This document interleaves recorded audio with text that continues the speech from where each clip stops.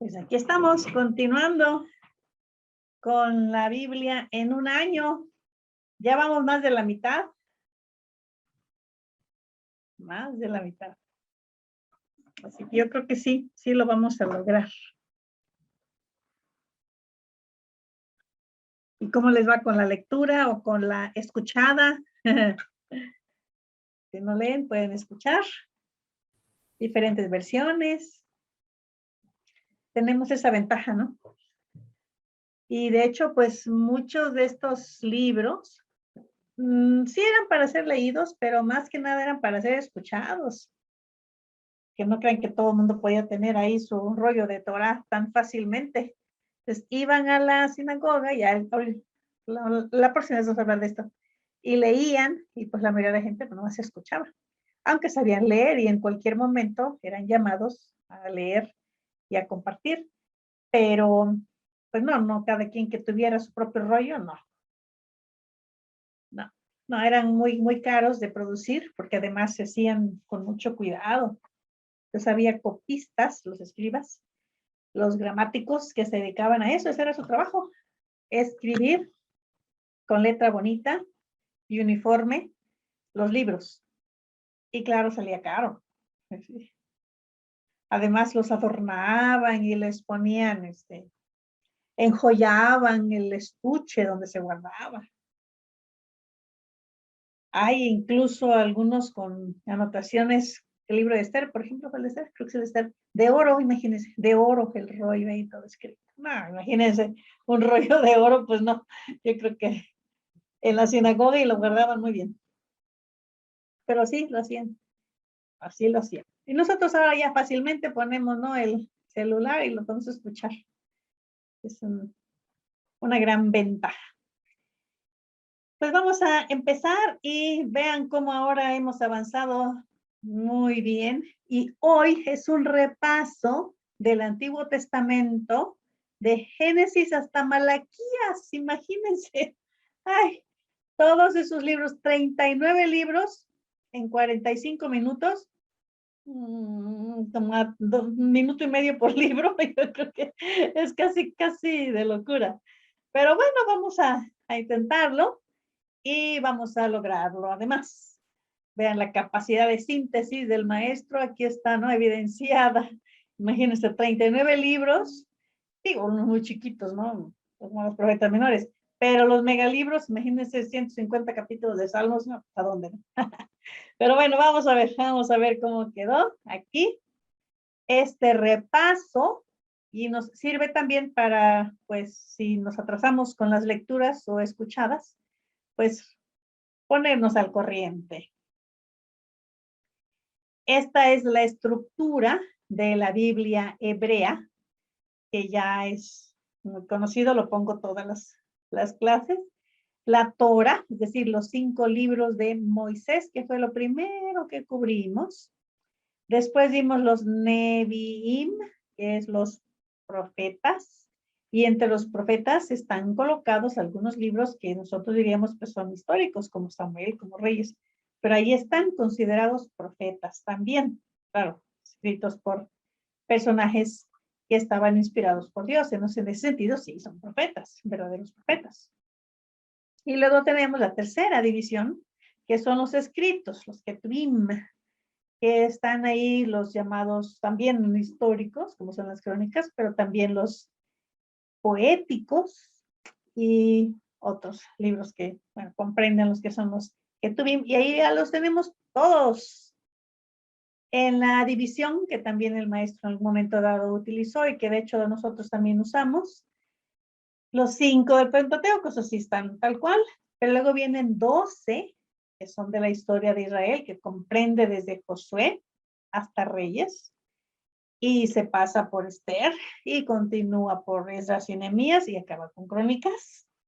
Luego tenemos otros 5, que son los poéticos, o libros de sabiduría, los sapienciales, que empezando con Job, terminando con Cantares, pero en medio están los Salmos, Proverbios y Eclesiastés. Y luego los netamente proféticos, que son 5 mayores y 12 menores. Ahí están los grandes por la extensión de escritos que conservamos, que son Isaías, Jeremías, junto con sus lamentaciones, Ezequiel y Daniel. Y los chicos, los menores, de los que conservamos poquito, pues Oseas fue el Amos Abdías, vimos también Jonás a Miqueas, a Nahum, Bacuc, a Sofonías y terminamos con Malaquías. Eso ya los vimos todos. Entonces, todos estos libros tendríamos que haberlos leído ya. Si nos atrasamos, pues este es un tiempo para recuperarnos. Este repaso del Antiguo Testamento tiene como propósito bosquejar las ideas principales nada más de cada libro, a fin de que sirvan como un estímulo a la memoria y no necesariamente como un compendio de su contenido. Y las ideas, nada más las ideas. La idea entonces es la de recalcar ciertas frases o palabras clave que nos ayuden a recordar el contenido de los libros. Y esto hará un repaso pues más activo. Entonces no es tanto un compendio del contenido o un resumen del contenido, sino simplemente palabras clave que cuando uno escuche algo, viene a la mente el libro. Las ideas pues principales. Y entonces empezamos. Génesis. Génesis, recordarán, siguiendo a George Campbell Morgan, decía que lo que tenemos en Génesis es un proceso de generación, degeneración y regeneración. Los filósofos griegos hablan de esto también. Cuando hablan de un propósito de las cosas, dicen que todas tienen un origen y llegan a degenerar, pero ellos no hablan de la regeneración. Nosotros sí. La generación, la degeneración y la regeneración. Es decir, en Génesis, Bereshit, en el principio, tenemos el origen de todo. No solamente del universo, sino también del ser humano y otros orígenes, como el origen del pecado y sobre todo el origen del pacto de gracia y salvación. Como Dios a través de la historia fue promoviendo todo para que al mismo tiempo que el hombre cayó, inmediatamente hay la promesa de que va a haber una regeneración. Y cuando todo parece perdido, que incluso vino un diluvio universal, surge entonces el pacto de gracia con Abraham, que además es un pacto universal, porque le dice, vas a hacer bendición, tu simiente va a ser bendición a todas las naciones. Y ahí está el pacto de gracia. Entonces, con Génesis recordamos esto fácilmente, generación de generación, regeneración, y el origen tanto del pecado como de la salvación. Todo está allí en Génesis. Ya nomás con que el Señor nos hubiera dado Génesis, ya lo hacemos. Pero en su gracia nos quiso dar más. Y el siguiente libro es Éxodo. Y parecía que pues el pueblo de Israel estaba ya muy a gusto allá en Éxodo, hasta alguno que otro por ahí se mezcló con un egipcio, no mucho, ¿verdad? Pero sí había algunos egipcios por ahí que también entraron dentro del pueblo de Israel, pero en la providencia de Dios pues empezaron a ser hostigados y tuvieron que irse. Los egipcios los echaron y los echaron con todo y regalos. Hasta, imagínense, los corrieron, hasta les pagaron para que se fueran. Y así se fueron con oro, con joyas, con ropas bonitas, porque ellos eran un pueblo esclavo, ¿de dónde iban a sacar eso? Pues lo que hicieron es, ya váyanse, por favor, con tal de que se vayan, aquí está. El pueblo entonces sale, pero es un conjunto de tribus, todavía no es una nación. Están viviendo en Egipto, pero como extranjeros. No se asimilaron, algo extraño, porque casi siempre cuando llegaba un pueblo en otro lugar, se mezclaban, se asimilaban, perdían hasta su lenguaje.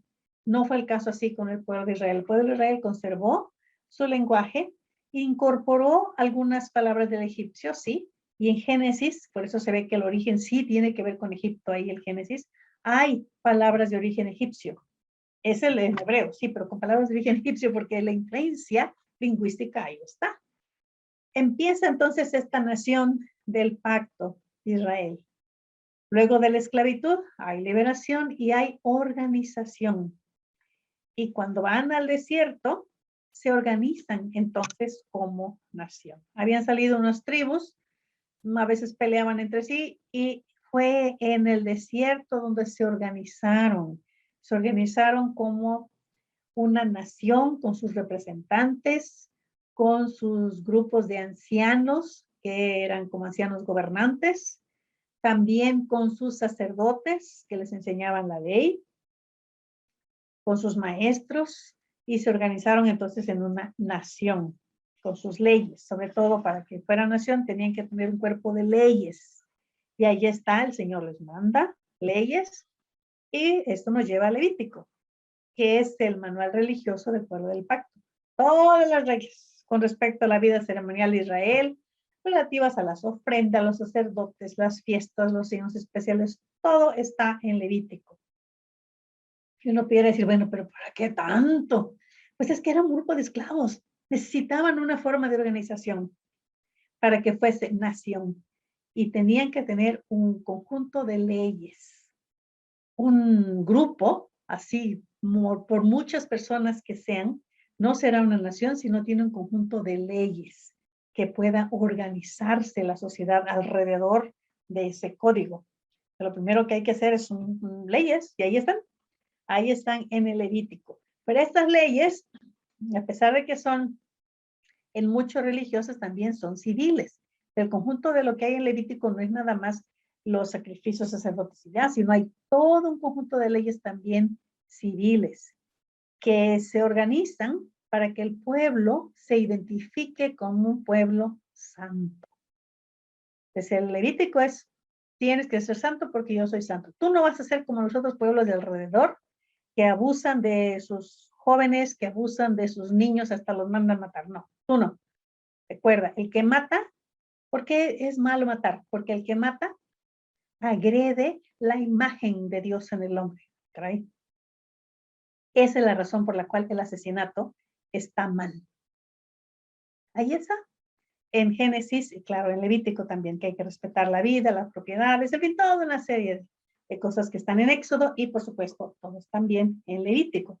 Pues ya el pueblo ya tiene, pues, leyes, ya está organizado, ya tiene hasta un tabernáculo, es decir, un lugar donde puede ir y hacer el culto. ¿Qué le falta? Le falta la tierra. Y allá andan al punto de entrar a la tierra, y Números nos dice que hay desobediencia, que Dios tiene que disciplinar al pueblo. Y ya están a punto de entrar a poseer la tierra, y no va a ser posible. Van a tener que andar vagando por 2 generaciones. Hay un censo al principio, otro al final, que están hechos el pueblo de Israel, por eso se llama el libro de Números, y en su momento vimos cómo realmente no hubo un incremento sustancial de la población, siguió siendo más o menos el mismo, a pesar de las 2 generaciones que transcurrieron. Y eso ahora sí, vamos por fin a tomar la tierra. Y en Deuteronomio, lo que se conoce como tal, es un resumen y una repetición. No es una segunda ley, no es otra constitución, es la misma. Pero Moisés recapitula la historia de Israel, la ley que Dios le dio, y exhorta al pueblo a obedecer. Hace un canto y les ordena que se lo aprendan, porque ya con la música no se les va a olvidar tan fácil. Entonces el pueblo tiene que cantar las maravillas de Dios, alabar el nombre de Dios. Y él dice, por favor, obedezcan. Tomen ahora sí que experiencia de lo que ha ocurrido. Por favor, experimenten de la historia. Y ahí está toda la historia para que el pueblo aprenda que tiene que obedecer, que la obediencia va a traer buenas cosas, y la desobediencia, condenación. Entonces tienen que aprender esto, y ese es el testamento de Moisés, lo último que Moisés escribe, y con eso se cierra el ciclo de lo que conocemos como la Torá, es decir, los primeros 5 libros, el que Moisés escribe. Y le toca a Josué la conquista de la tierra prometida, la repartición de la tierra entre los israelitas, y también Josué se despide. Él era ayudante de Moisés, había estado con él, incluso cuando Moisés recibió la ley allá en el monte y en la montaña, y pues él pues, siguió los pasos de Moisés. Y tuvieron éxito, lograron conquistar la tierra, hubo la repartición y ya estaban muy a gusto, ya podían sembrar, dejó de haber maná, porque durante el desierto habían sido provistos por Dios de comida, aquí ya no, maná cesó y ahora sí tuvieron que labrar la tierra, sembrar sus arbolitos y comer del fruto. Todo parecía bien, el pueblo se perdió. Y hay un ciclo que se repite 7 veces. Pecado, sobre todo de idolatría. Castigo, Israel bajo el poder de sus enemigos. Y liberación por medio de los jueces. Así continúa. Pecado, castigo, liberación. Pecado, castigo, liberación. Hasta que llega un momento en que ya la perversión pues gana tanto que hay hechos sumamente vergonzosos con los que cierra el libro de Jueces. Unos actos criminales que, digo, para otro pueblo, de los pueblos de alrededor, pues no hubiera sido nada extraño, ¿no? Pero para el pueblo de Israel, esos crímenes tan horribles, era realmente vergonzoso, muy vergonzoso. Sigue el libro de Ruth. A pesar de la apostasía de Israel, Dios lleva adelante sus propósitos por medio de los fieles y piadosos del pueblo, que hasta del no pueblo en este caso, pues es Ruth. En medio de tanta perversidad, Noemí de alguna manera logra que Ruth reconozca a Jehová, el Dios de Israel, y cuando Noemí se va de Moab, porque ahora es viuda, incluso ha perdido también a sus hijos, Ruth se va con ella y le dice que su Dios va a ser su Dios. Y dice, oye, mejor quédate acá en Moab. Dice, no, yo me voy contigo. Y llegan juntas a Belén, y allí en Belén sigue la historia de Ruth con Boz y surge la familia de David. Porque esta Ruth, la historia está allí, porque esta Ruth es bisabuela de David. Experimenta la providencia de Dios, prepara el camino para la venida del rey, que según el corazón de Dios, es decir, David.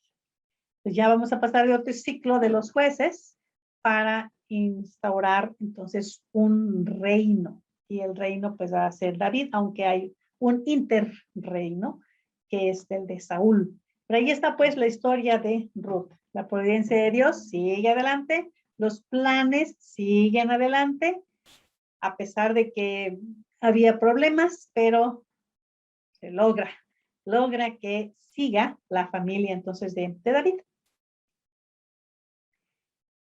Viene entonces el libro histórico de Samuel. Y en ese libro de Samuel, pues sobresalen 3 nombres. Samuel es el último de los jueces. Sus hijos también eran jueces, pero no salieron tan buenos jueces, tan honestos, sino al contrario. Entonces ya mejor ni lo mencionamos, gracias. Y decimos que Samuel es el último de los jueces. Y es un hombre clave en la transición de la anarquía a la monarquía. Porque aunque venía un juez y más o menos controlaba la situación, volvían otra vez a pecar y otra vez el castigo. Realmente había anarquía porque no se reconocía ninguna autoridad central. Los jueces vinieron de varias tribus, pero ahora va a haber una monarquía. Saúl, pues que era un rey muy atractivo, el pueblo deseaba, al principio no todos, pero después ya, sí lo aceptaron. Eso resultó desobediente y rebelde.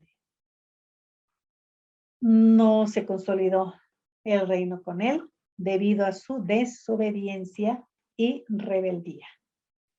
David, el rey según el corazón de Dios, que cumplió con el propósito de Dios. David en todo momento puso a Dios en primer lugar. Pero en el segundo libro, aunque ya está el triunfo del reino de David, las tribus que en algún momento siguieron a Saúl, finalmente pues dicen, no, ya no queremos a la casa de Saúl, nos vamos a ser aliados de Judá, es decir, de donde venía David. Y parece que todo bien, triunfa David, ya deja de ser rey nada más en Hebrón, sino que ya es de todas las tribus, pero tragedia. El reino alcanza el clímax, David logra la paz con sus enemigos y empieza el descenso. Se consolida el reino, pero también hay degeneración a causa del pecado. El pecado de David que afecta la consolidación del reino. Él cayó y en su caída se arrastró también a la nación. En Reyes hay continuidad y cambio. El hijo de David, Salomón, aparece como el gran rey, pero también empiezan a aparecer ya los profetas. Y ya durante, como que a la par de los reyes surgen también los profetas. Están entonces ya los tres ministerios. El ministerio de rey, David, Salomón y los demás. El ministerio de sacerdote, todo un grupo de sacerdotes descendientes de Aarón, y también los ayudantes demás, que son de la tribu de Leví, y los profetas. Había incluso escuelas de profetas, donde los jóvenes se educaban en las escrituras y también en la música. La profecía siempre estuvo ligada con la música. Entonces, estos señores aprendían también a tocar. Y bueno, en este libro de los reyes tenemos la división del reino, en cómo las consecuencias del pecado llegan hasta ese entonces. Y por un lado tenemos en el sur solamente 2 tribus, o tribu y media, que es la gloria de Roboam y luego de Jeroboam. Entonces en el sur queda Roboam, el hijo de Salomón, pero Jeroboam, enemigo de la casa de David, se queda con las tribus del norte, de hecho más grande, pero ahí están. Y los profetas, como decía, a la par de los reyes, pues surgen los profetas para seguir enseñando al pueblo a que pues obedezcan a Jehová, ya sea que estén con Roboam o con Jeroboam, no importa, el chiste es que obedezcan las leyes de Dios. Y hay profetas para el norte, profetas para el sur, profetas para los dos. Pero Segunda de Reyes nos dice que no se pudo, no se logró. Reyes tiene una descripción de la corrupción y de la cautividad. Es una época triste de corrupción y degradación. Dios llama al arrepentimiento por medio de los profetas a ambos reinos, pero con pocas excepciones los reyes de Israel, tanto los del sur como los del norte, se rebelan, se niegan a seguir la ley de Dios y prefieren practicar otras religiones, prefieren hacer otras actividades que incluso ofenden a Dios. Y viene el cautiverio. Viene el cautiverio. El pecado tiene que ser castigado, el crimen debe ser castigado, es un principio de ética. Y viene el cautiverio. Pero ahora, en el orden en que los fuimos leyendo, vemos el libro de Crónicas. El libro de Crónicas, capítulos 1 y 2. El templo deseado, edificado, poseído y abandonado. Esta es una repetición de gran parte de los libros de Reyes, pero como el templo, como elemento central de la historia. En el libro de Esther, Dios tras la historia. Es curioso que el nombre de Dios no es mencionado en este libro, pero la presencia de Dios se advierte en cada paso de esta historia. Aquí se narra la liberación de los judíos de una aniquilación segurísima en días de Asuero. No era un pueblo muy grande, si se hubiesen exterminado como quería Amán, si el genocidio hubiera tenido lugar como quería este enemigo del pueblo, pues no hubiera salido, digo, no hubiera tenido tanta importancia, ¿no? Otros pueblos perecían en la antigüedad y no pasaba nada.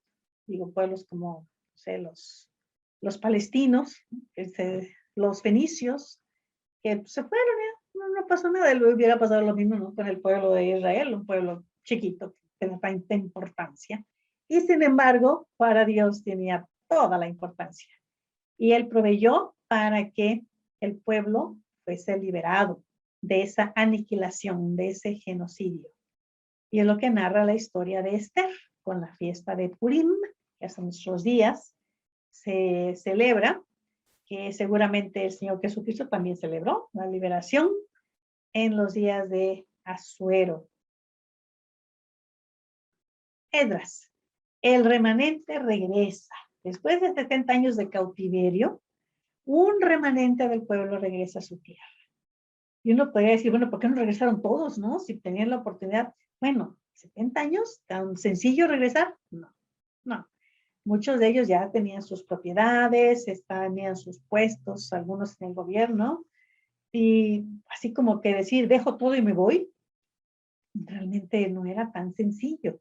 Tenían que regresar a un lugar que muchos de ellos no habían conocido, que nada más sus padres les habían dicho, pues allá, por allá en la región, ahí cerca del mar, allá en Medio Oriente, cerca de Egipto, pues allá era donde vivíamos. Pero muchos de ellos habían nacido fuera. Entonces era pues, muy complicado que dijeran, sí, sí, vámonos. No, no era tan sencillo, era realmente un acto de fe. Estos que regresaron eran personas que realmente estaban conscientes de que Dios estaba cumpliendo sus promesas de regresar a la tierra y luego reedificar el templo. Era un trabajo enorme, aunque venían con el apoyo de Ciro, pero aún así realmente es un acto de fe enorme de estas personas que regresan. Y pues no era tan sencillo.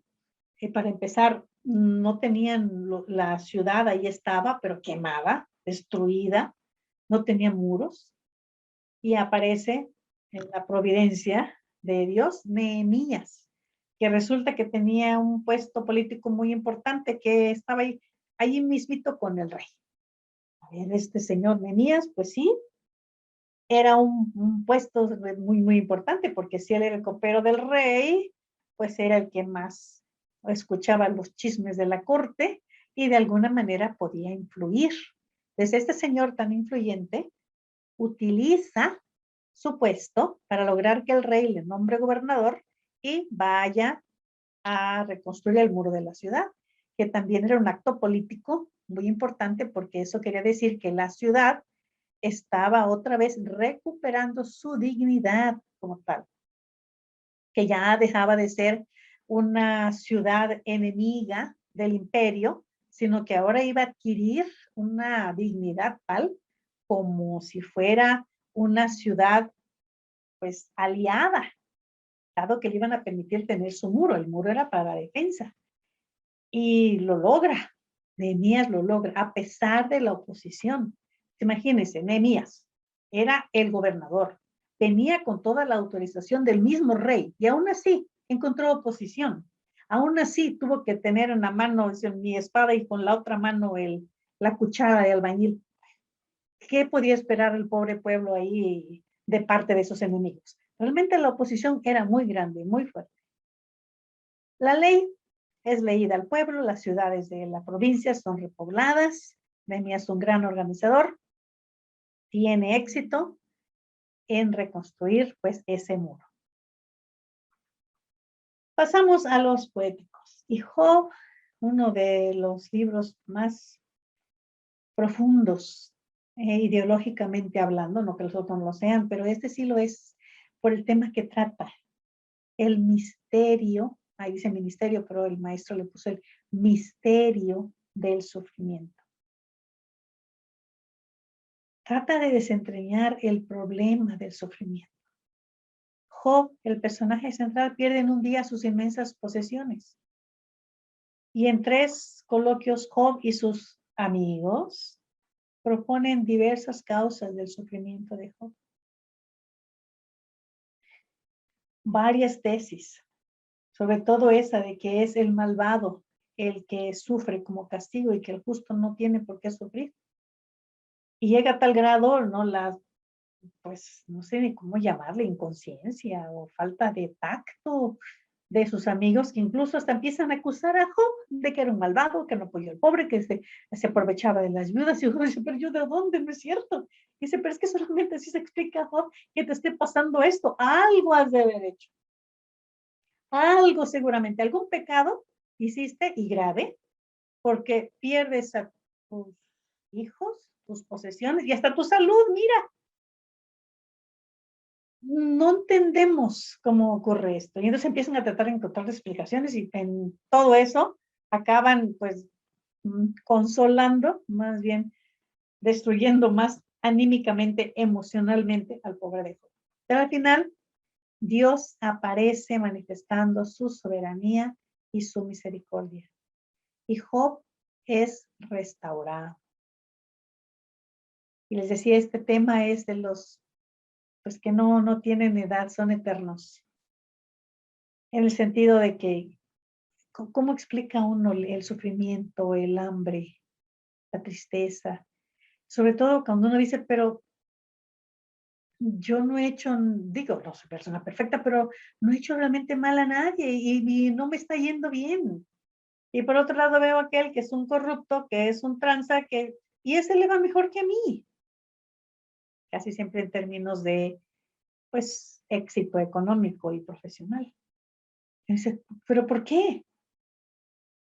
Dios manifiesta su soberanía, su misericordia en medio del sufrimiento. Y aquí Job es restaurado. Viene el libro de los Salmos, el sagrado cancionero. Siendo el himnario por excelencia del pueblo de Dios a través de los siglos, el libro de los Salmos contiene las expresiones que brotan del corazón regenerado. Hay expresiones de adoración, admiración, alabanza, reverencia, humildad, peticiones, confesiones de pecado. Toda la gama de sentimientos que queramos están en el libro de los Salmos. Incluso hay unos salmos de enojo, de ira.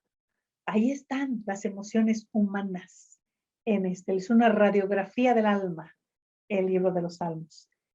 Y está ahí para nuestra edificación, con música, para que podamos expresar de esa forma nuestros sentimientos. Y les decía yo, hay que rescatar esos salmos y cantarlos en la iglesia, en la casa, cuando vamos en el trabajo. Hay salmos para todo, absolutamente para todo, para dormir, para levantarse, para dar gracias por la comida, para dar gracias por las cosechas, hay para todo. Los proverbios, esa es la sabiduría en cápsulas. Este libro contiene la sabiduría práctica que el pueblo de Dios necesita para conducirse de una manera digna delante del Señor. Es sabiduría para todas las situaciones imaginables.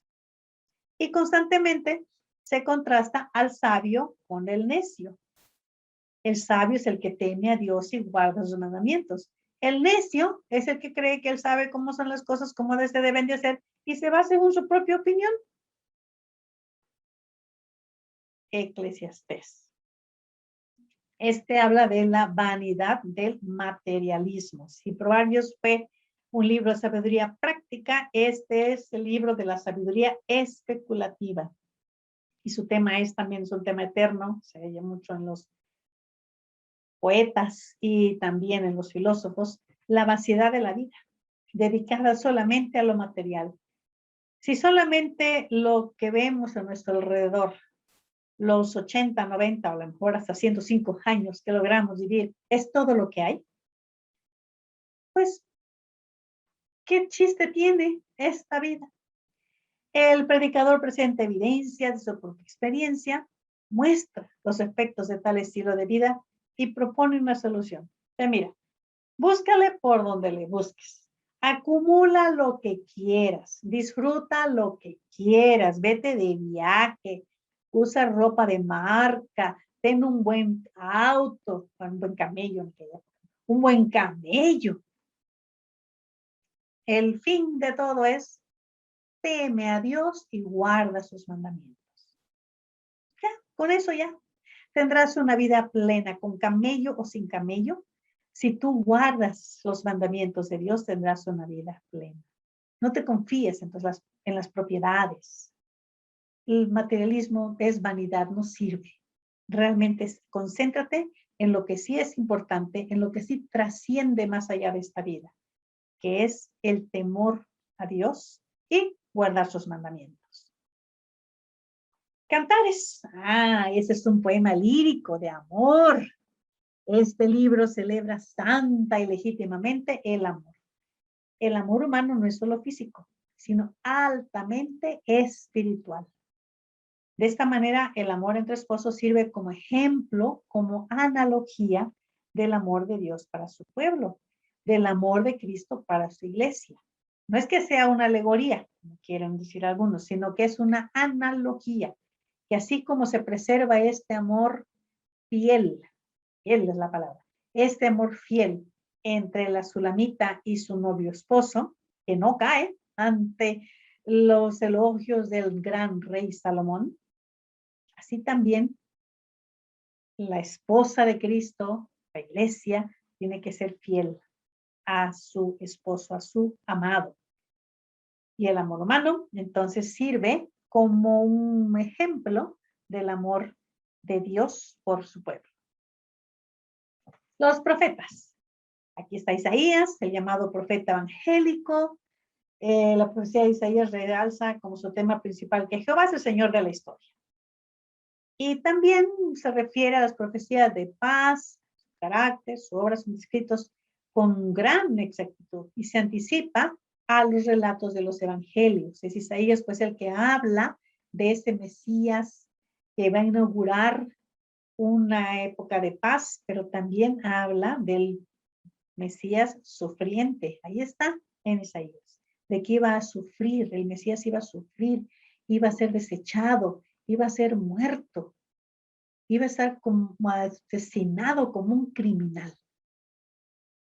Todo eso está. También que iba a ser sepultado en un sepulcro de ricos, también ahí está. Todo está entonces prefigurado en Isaías.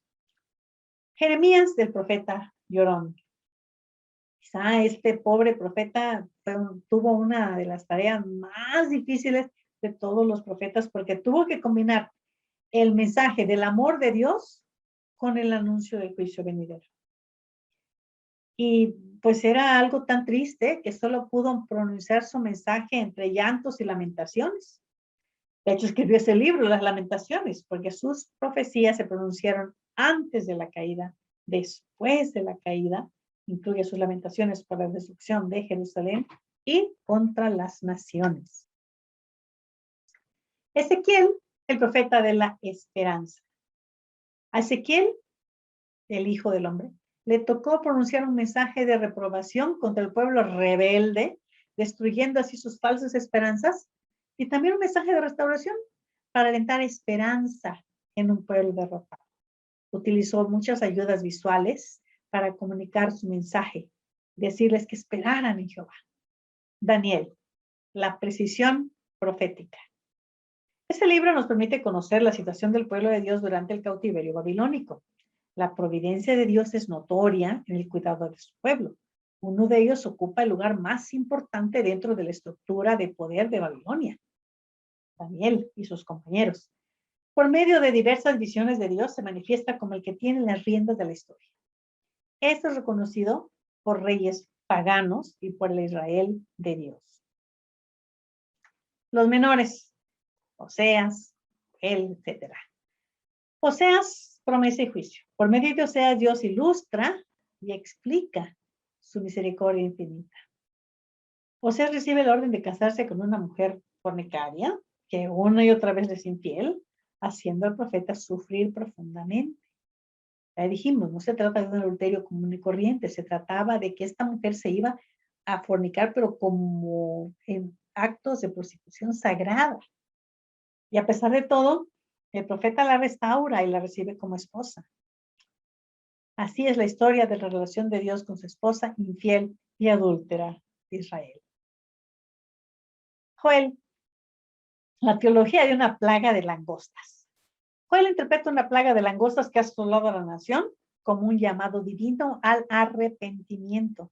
Dios promete, si el pueblo se arrepiente, una total restauración en los posteriores días, que incluye el derramamiento del Espíritu Santo sobre toda carne y la venida del día del Señor. Y cuando dice el derramamiento del Espíritu Santo, no quiere decir que nada más es para quedarse, pues, ay, sí, estoy en el Espíritu Santo ya. No, no, no. Va a derramar el Espíritu Santo para que haya profecía. Eso no lo podemos desligar. El derramamiento del Espíritu Santo implica también la predicación, implica la profecía.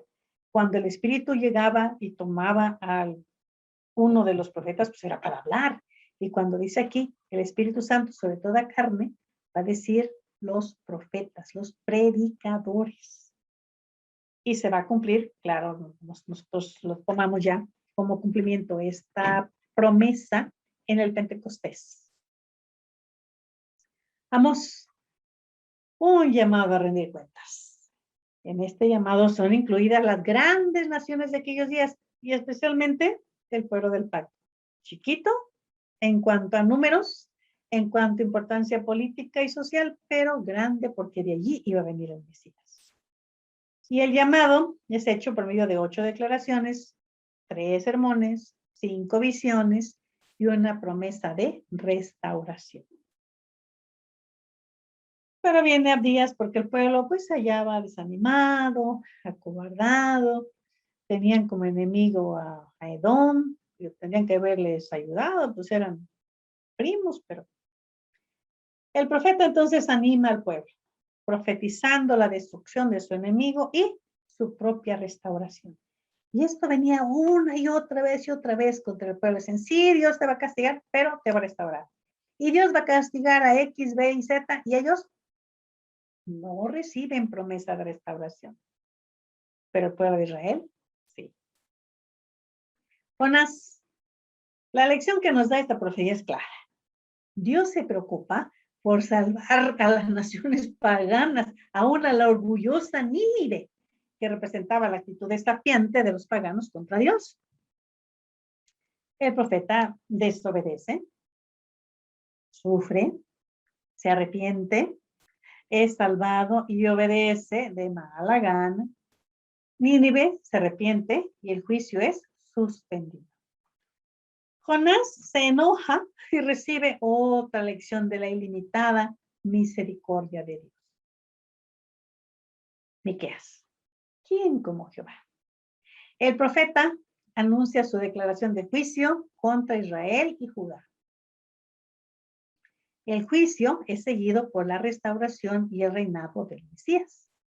El castigo será seguido por la misericordia divina. Y escribe Miqueas, ¿y sabes de dónde va a venir ese Señor, ese Mesías? Apúntale, Belén, Efrata. Ah, ¿piensas que es un pueblo muy chiquito? En México diríamos un pueblo bicicletero. Pues con todo y eso, subráyalo en el mapa. Ponle una estrellita, porque de allí va a venir. Nahum, la consoladora destrucción de Nínive. El arrepentimiento mostrado en los días de Jonás no fue duradero. El día del castigo de Nínive llegó. Este juicio sobre esta nación opresora y cruel significó una buena nueva para el pueblo de Dios. La destrucción de Nínive trajo consuelo a Habacuc, un diálogo y un salmo. El profeta se siente confuso ante la aparente pasividad de Dios frente a la opresión e injusticia que se comete contra los humildes. Y Habacuc cuestiona a Dios. Y Dios le responde. Dios le responde y dice que él va a castigar a su pueblo por medio de los caldeos. Pueblo cruel y sanguinario. Y el profeta, a ver, Señor, ¿cómo puedes usar a gente tan impía? Digo, vamos de acuerdo que el pueblo tiene que ser castigado porque es un pueblo malvado también. Pero, ¿vas a utilizar a esa gente impía para castigar al pueblo? Dios responde con una visión, diciendo que el justo por su fe vivirá, que expresa pues bellamente la fe del justo. Y esto aplica para todos. Es un principio universal de ética. El justo por la fe vivirá. Sofonías. El señor es un noble, viene de la casa real y apunta ahí en su currículum que no vayamos a equivocarnos, que viene de la familia real de Ezequías. Y este profeta resume en general el mensaje de los profetas anteriores.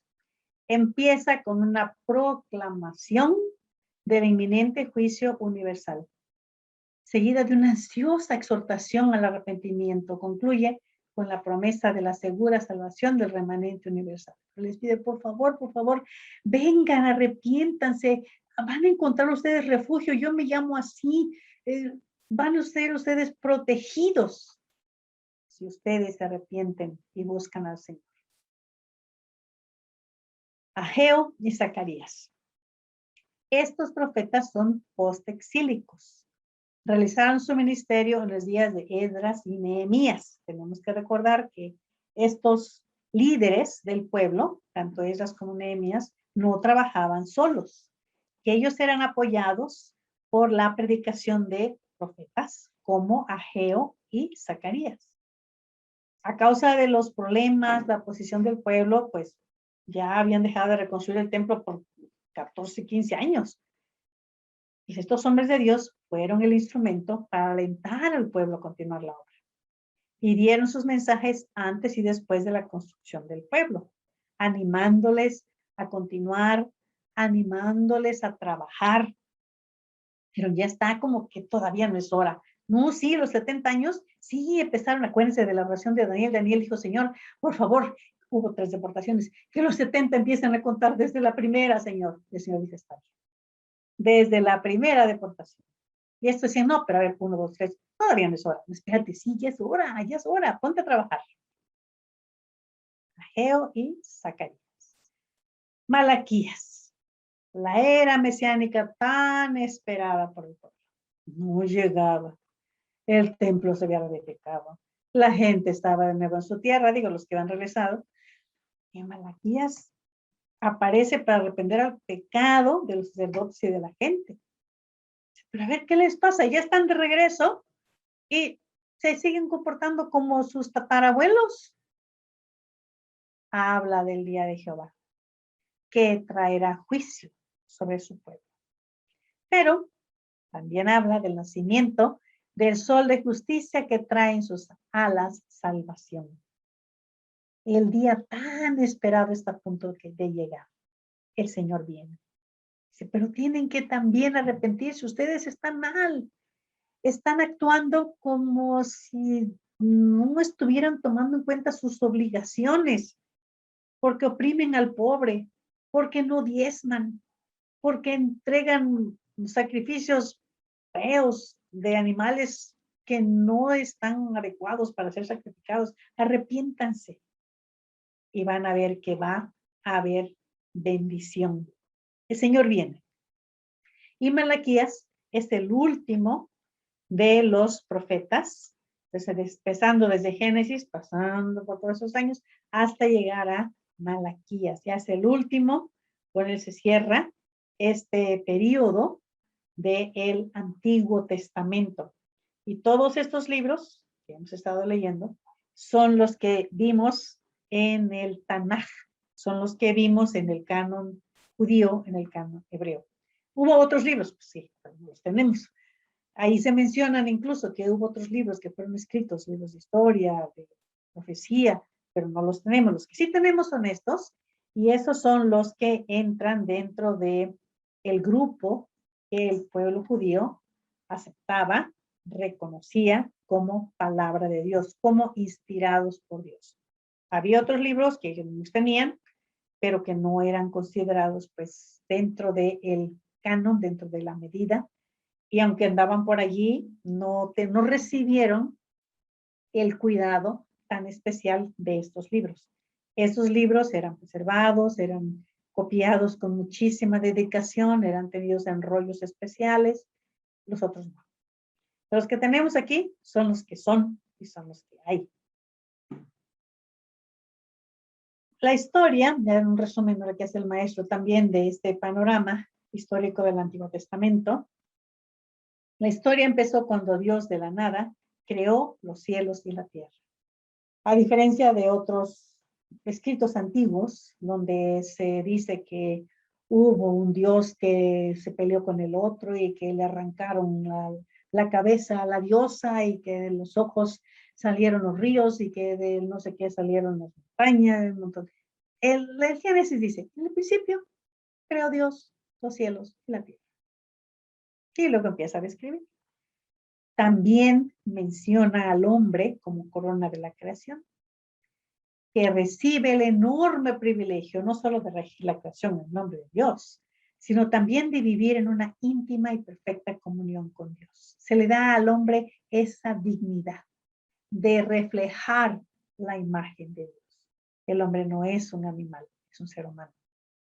No es parte del reino animal, es un ser humano y tiene esa dignidad y esa responsabilidad de cuidar la creación de Dios y va a dar cuenta de lo que ha hecho con la creación de Dios. No está para usar para su propio beneficio la creación, no, tendrá que dar cuenta.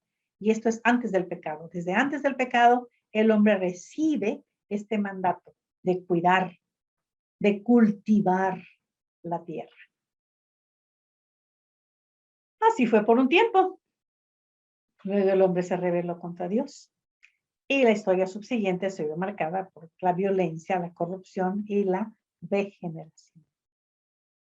Dios actuó de nuevo, revelando su pacto de gracia. Disculpen, hay un error de ortografía ahí.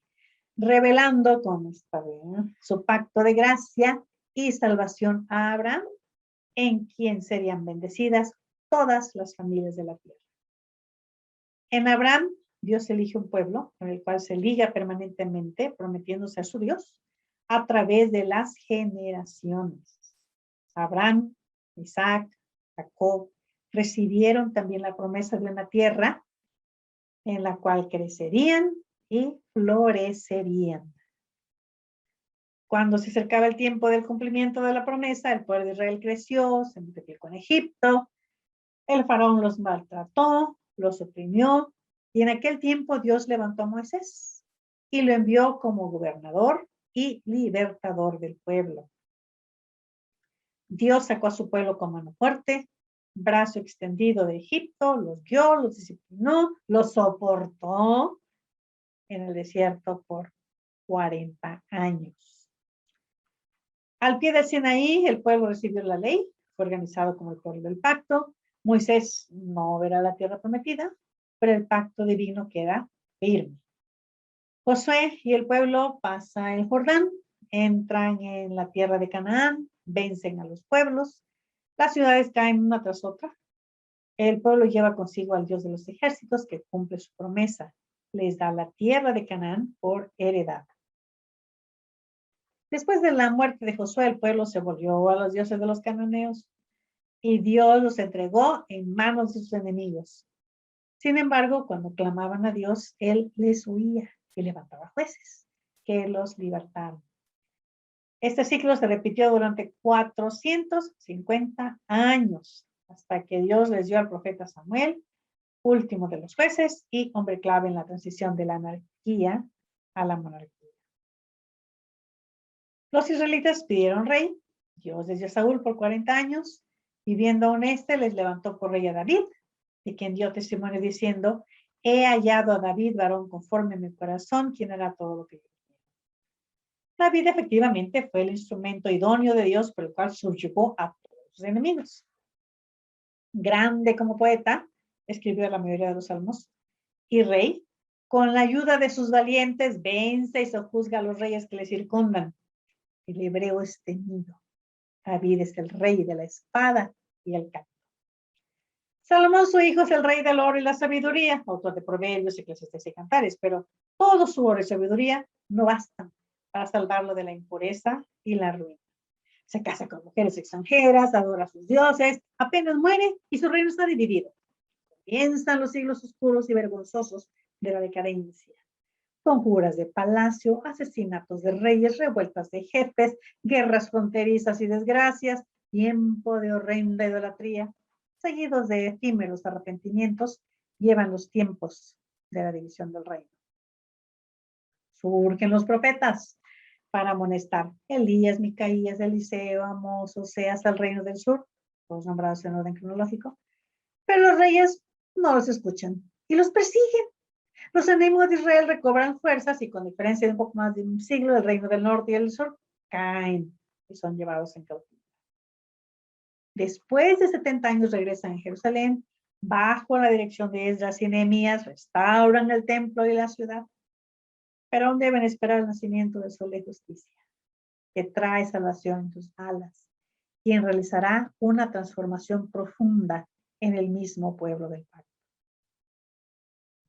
En la próxima lección iniciaremos el estudio del Nuevo Testamento.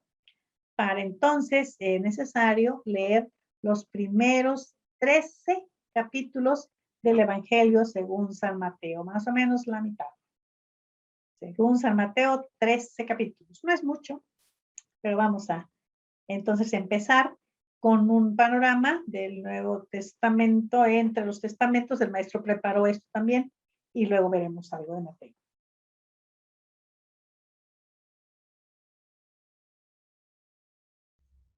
Pues damos gracias. Lo logramos. Sí, es lo que iba a decir. La fundación realmente está muy agradecida al Señor, a la maestra Saraí, por este esfuerzo. Hemos terminado el primer tomo, que son 2 de la Biblia en un año, y gracias a Dios porque yo creo que ha sido de gran bendición para todos los que hemos participado en este ejercicio. Pero, como dijimos antes, ya estamos capacitados, digamos, porque se ha leído, se ha estudiado, para entrar de lleno al segundo tomo, que es el Nuevo Testamento. Ahora podremos entender mejor el Nuevo Testamento por la base, por el fundamento que tenemos ya con el Antiguo Testamento. Pues muchas gracias. Es el momento ahora de preguntas, comentarios sobre esto. Pueden encender su micrófono el que quiera hablar, hacer preguntas o comentar. Sí, Ceci. Hola a todos. Pues a mí me llama mucho la atención, Saraí, la etapa donde ya el pueblo conoce la ley, ya entran a la tierra prometida, muere Josué y el pueblo se olvida de Dios. ¿Qué está sucediendo? O sea, de todas las enseñanzas de los padres se olvida. ¿Y qué es lo que sucede? No me queda muy claro. Sí, Ceci, pues es la presión social. Les he hecho mucho énfasis yo en que era un grupito muy chiquito. Llegan a Canaán y están rodeados, bombardeados por estos otros pueblos idólatras que pues tienen sus propias prácticas paganas. Hemos hablado, ¿no? De los,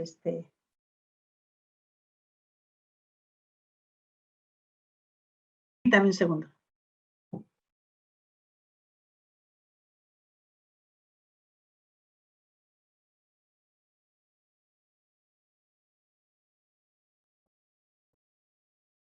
Mientras pueden ir preparando sus preguntas, los comentarios de las personas que tomaron el repaso. Y Alex, ¿tienes algo que decir, Alex? Acuérdate que luego la maestra te pregunta.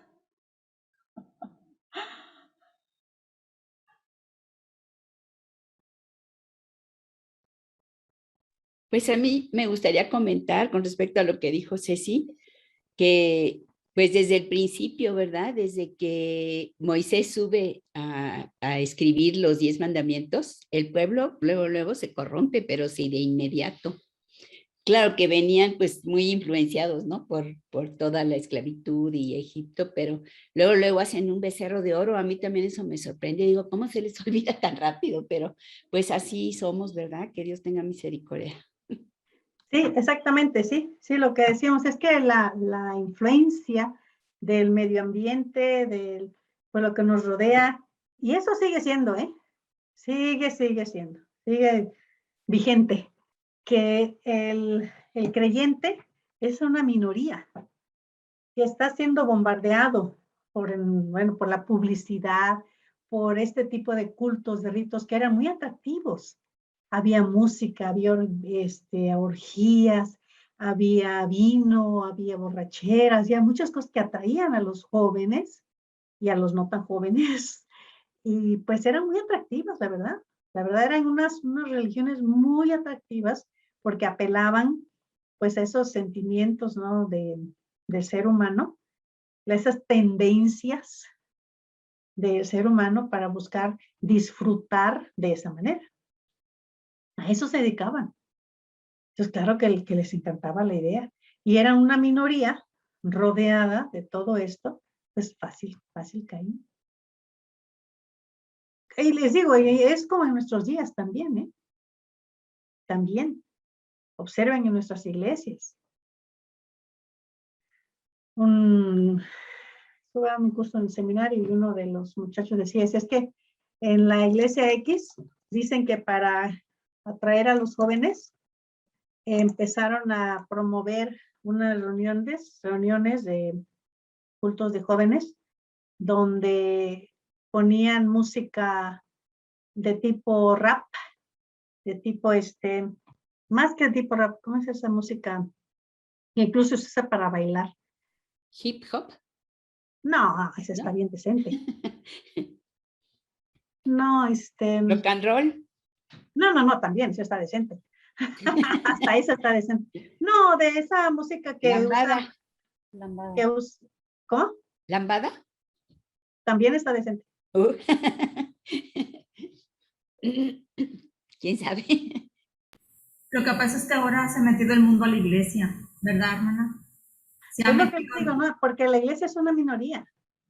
Entonces utilizan esos tipos de música que Ritmos. para atraer a los jóvenes. No, música vulgar, así, de la quebradita y del perreo. Así, es Sí, de esa. Y el reggaetón. reggaetón. Entonces quieren poner himnos o coros o cantos estilo reggaetón, que para atraer a los jóvenes. Luego los himnos no hablan de la palabra de Dios, hablan de sus sentimientos, que uno no sabe a quién están cantando, si a Dios, a la novia, al novio, en serio, no son ni palabras de Dios lo que cantan. O sea, son canciones sentimentales que uno no sabe a quién se digamos las cosas como son. Son canciones sexuales. Son bastante enfocadas a actitudes sexuales. Entonces, igual que los cultos a Baal, son de ese tipo. Sí. Y allá en aquella época yo les he hecho énfasis, las religiones tenían que ver con la prostitución tanto de hombres como de mujeres. Esos eran elementos clave de ese tipo de cultos, porque son cultos de la fertilidad, donde se busca pues que haya reproducción en los campos, de los campos y los animales se reproduzcan también. Y entonces hacían ese tipo de orgías y había todo un grupo de personas que a eso se dedicaban. Sacerdotes, sacerdotisas, y además de los sacrificios de los niños, ¿no? También. Pero digo, todo eso, y claro que el pueblo de Israel alrededor viendo que todos hacían eso y nada más ellos no. Hay que entender, pobre pueblo, ahí estaba viendo todo el mundo, ¿no? Y nosotros, ¿por qué no? Pues no, porque tú eres un pueblo santo. Pues sí, pero yo soy 1000, ellos son 10,000. Y también la inclinación humana, ¿no? La carne, que es, pues, somos pecadores y pues viene el Señor y ya estamos muertos en Cristo, pero pues seguimos aquí en la tierra, ¿no? Y la tentación, pues ahí está. Ay, Sí, hermana, pero hay que entenderlo, ¿no? yo antes iba a una iglesia carismática, voy a cumplir 8 años siendo reformada, gracias a Dios. Y viera cómo me critican, me dicen que retrocedí. ¿Usted cree? Que yo retrocedí, que me salí de la verdad para irme a la mentira, porque la iglesia donde yo voy es una iglesia muerta. O sea, los presbiterianos nos dicen presbipaganos, que somos... ¿Pero por qué? Porque somos, o sea, porque no brincamos, no nos azotamos en el suelo, porque no aplaudimos, porque no danzamos. Pero es al revés. Es al revés, exactamente, pero, o sea, todo es al revés en este mundo. Y me critican mis antiguas amistades que porque retrocedí. Y yo les digo, no, ustedes vuelvan a la senda antigua ustedes, como yo lo he hecho, los invito.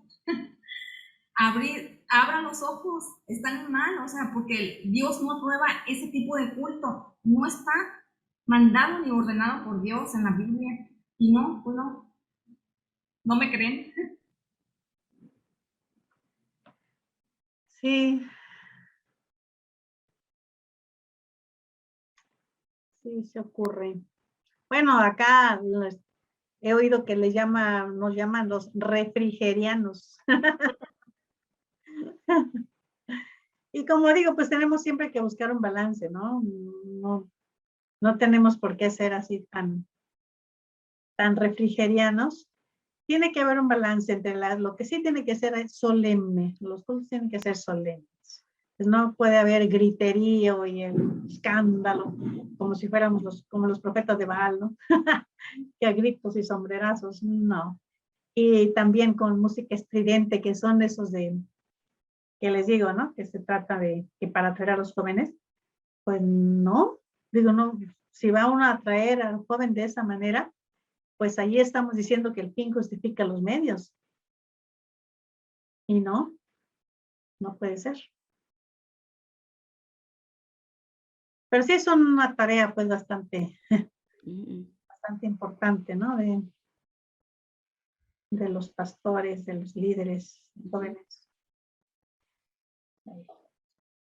Muy bien, pues algo más, maestra, que tenga que decir, aparte de que tenemos que leer Mateo para el próximo sábado. Comenzamos con la Biblia en un año, el Nuevo Testamento. Sí, y va a haber una introducción también a lo que pasó entre los testamentos. Pues vamos a hablar un poco de los libros apócrifos, de la Septuaginta. Bueno, eso también vamos a tener esa introducción. Pues estemos listos para este nuevo reto. Que Dios nos bendiga, que la maestra pueda tener energía como hasta ahora, para que Sí, nos pueda seguir enseñando. sí. Tarea, Alex. Te dije, Alex. No, Alex, ¿qué pasó de Alex? Ya no nos has dejado tarea. para la próxima clase prometo una tarea. Bueno, para la próxima dice Alex que ya nos va a preparar una tarea. Muy Ahorita bien. la única tarea es leer los 13 primeros capítulos de Mateo. Pues con ¿Está esto bien? nos despedimos. Sí. Muchas gracias y nos vemos entonces dentro de 8 días por este mismo canal. Gracias a todos, que Dios del Señor les bendiga. Gracias. Gracias a ustedes, maestra. Gracias, bendiciones. Gracias a las dos.